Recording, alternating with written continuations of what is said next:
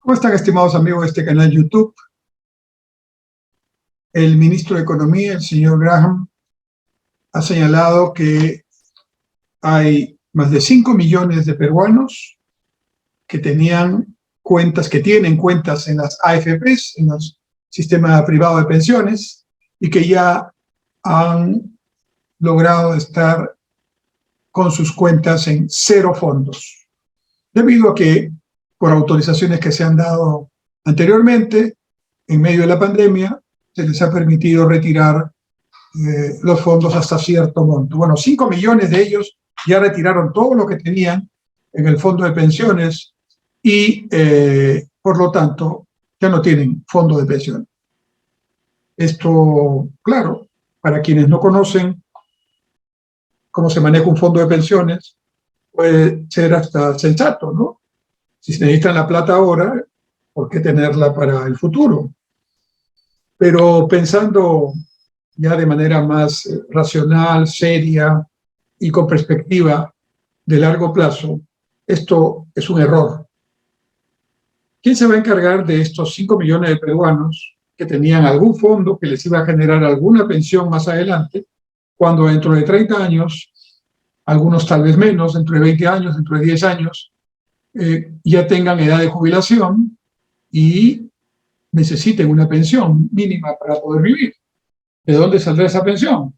Nuevamente, habrá que ir al Estado y decirle cómo es posible que estas personas no tengan pensión.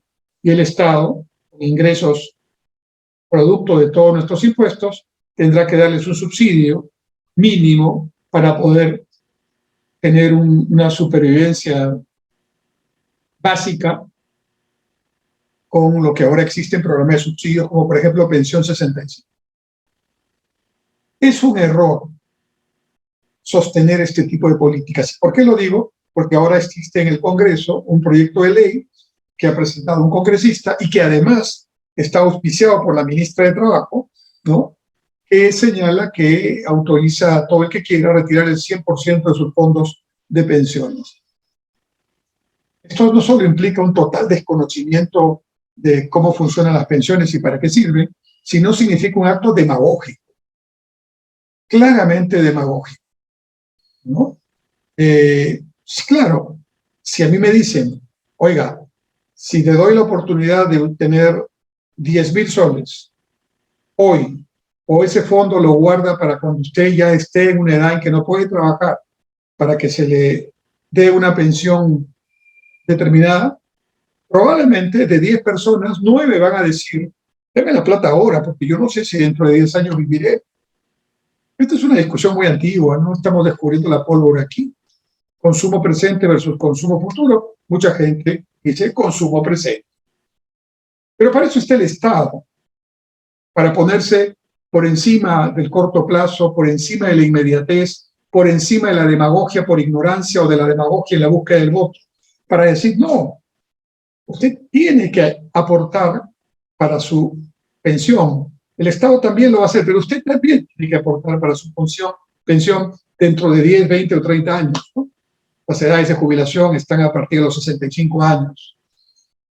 Entonces, claro, uno cuando tiene 20, 30 años dice, ¿cuándo llegará esa época? Pero cuando uno se va acercando, ya está en los 40, ya está en los 50, cada vez más cerca de los 65 años, entonces ya la cosa no es tan sencilla.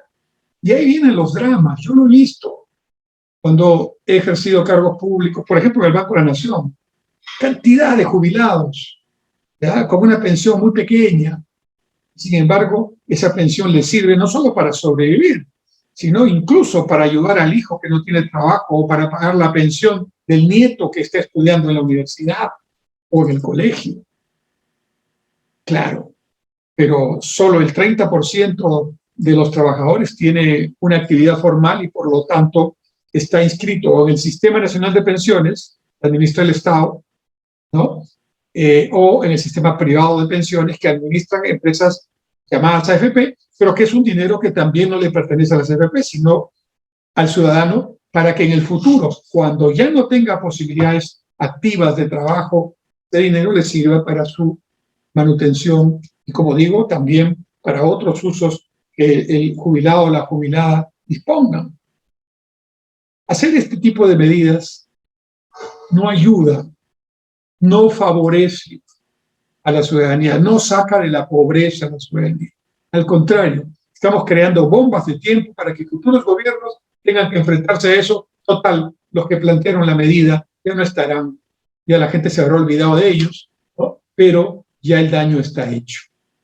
El ministro de Economía del gobierno del presidente Castillo obviamente dice, paren esto. La ministra de Trabajo dice, gran prioridad ese proyecto, y algunos congresistas quieren estimular.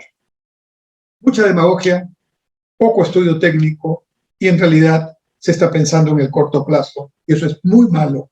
La política pública tiene que ser una política de Estado. Esta no es una buena medida.